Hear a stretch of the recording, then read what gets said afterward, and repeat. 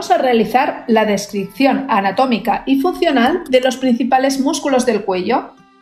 Para ello, los vamos a dividir en los músculos de la parte anterior del cuello y músculos de la parte posterior.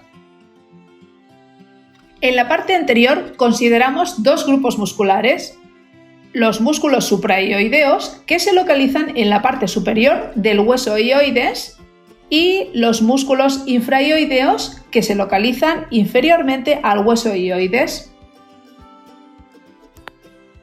Existen 4 pares de músculos supraioideos: el digástrico, el estiloioideo, el miloioideo y el genioideo.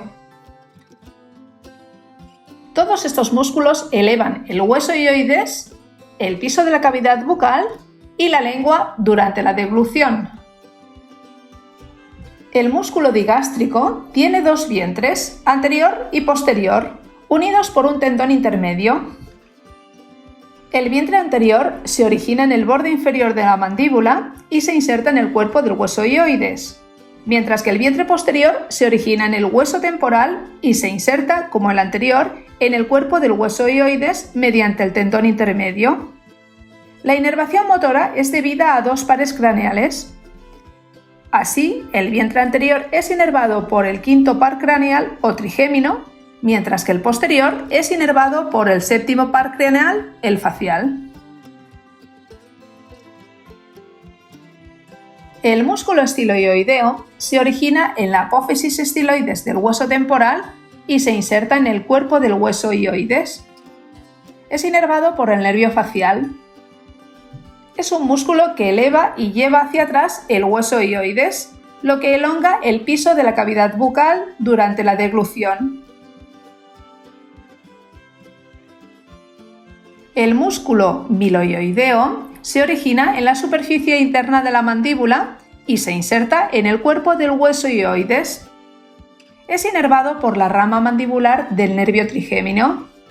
Este músculo eleva el hueso hioides y ayuda a comprimir la lengua contra el techo de la cavidad bucal durante la deglución para movilizar los alimentos desde la boca hacia la garganta. Y el músculo genioideo también se origina en la superficie interna de la mandíbula y se inserta en el cuerpo del hueso hioides. Es inervado por el primer nervio espinal.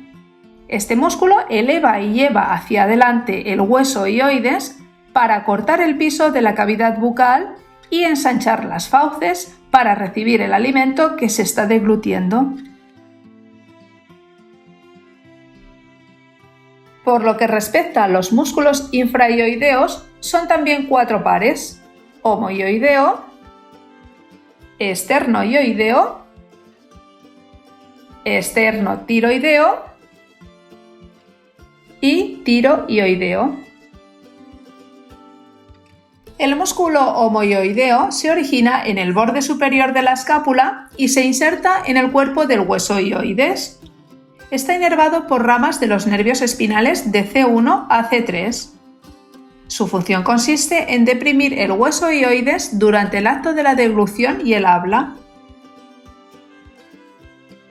El músculo esternoioideo se origina en el extremo medial de la clavícula y el manubrio del esternón y se inserta en el cuerpo del hueso hioides. Está inervado por ramas de los nervios espinales de C1 a C3. Su función también consiste en deprimir el hueso hioides durante la deglución y el habla. El músculo esternotiroideo se origina en el manubrio esternal y se inserta en el cartílago tiroides de la laringe. También inervado por ramas de los nervios espinales C1 a C3. Este músculo, además, deprime el cartílago tiroides de la laringe para producir sonidos graves. Y el músculo tiroioideo se origina en el cartílago tiroides de la laringe y se inserta en la asta mayor del hueso hioides. Está inervado por ramas de los nervios espinales C1 y C2, así como una prolongación descendente del 12º par craneal, el nervio hipogloso. Su acción es la de deprimir el hueso hioides durante la deglución y la de elevar el cartílago tiroides generando sonidos agudos. En la parte lateral del cuello encontramos el esternocleidomastoideo y en la parte posterior los músculos semiespinoso, esplenio, longísimo y espinoso de la cabeza. Este último a menudo está ausente y en otras es muy pequeño y por tanto lo vamos a obviar. El músculo esternocleidomastoideo consta de dos porciones, la esternal, que se origina en el manubrio del esternón, y la clavicular, que se origina en el tercio medio de la clavícula. Se inserta en la apófisis mastoides del hueso temporal y en la línea superior de la nuca del hueso occipital.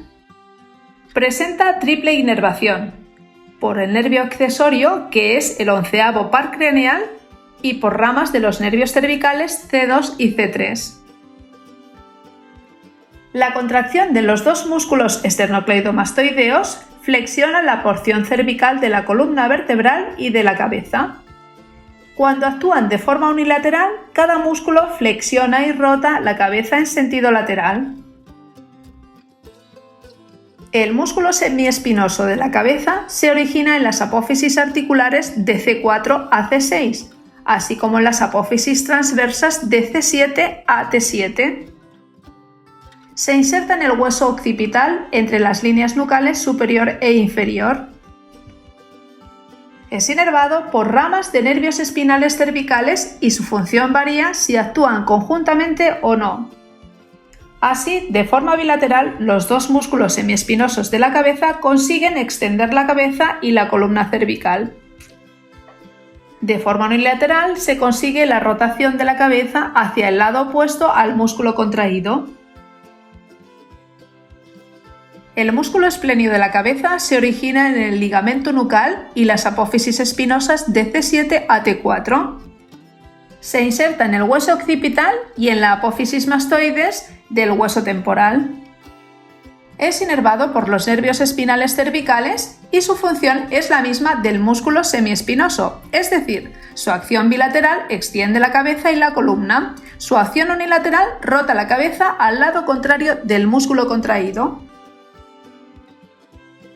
Y finalmente, el músculo longísimo de la cabeza se origina en las apófisis articulares de T1 a T4 y se inserta en la apófisis mastoides del hueso temporal. Es inervado por nervios espinales cervicales y la acción bilateral también produce la extensión de la cabeza y la columna vertebral, mientras que su acción unilateral, en este caso, produce una rotación de la cabeza hacia el mismo lado que el músculo contraído.